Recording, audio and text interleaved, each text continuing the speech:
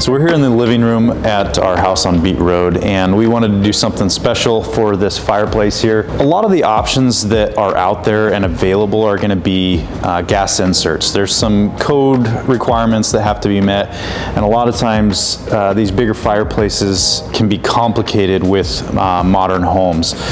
What's special about this one is, as you can see, very large. It's bigger than any insert really that you can get on the market at the moment.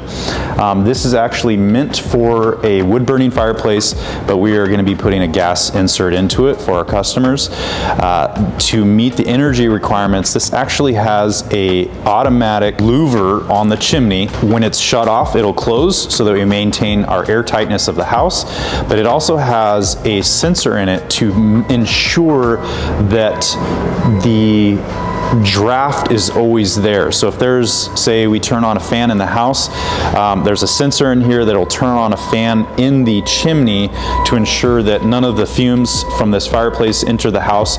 If we turn on, say, the hood for the range or the dryer or any of the exhaust fans in the bathroom, houses these days are very airtight, and so those fans can actually pull fumes out of it.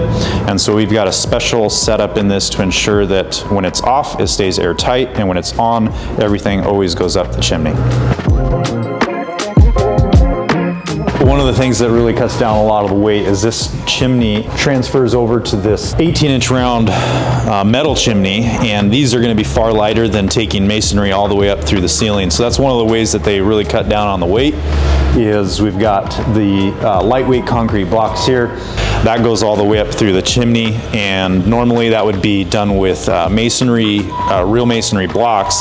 And so the fact that it transitions from that to the metal cuts down a ton of the weight. And again, that's one of the reasons why we're able to get away from framing on top of a concrete footing here, and we can actually put it up on top of the wood.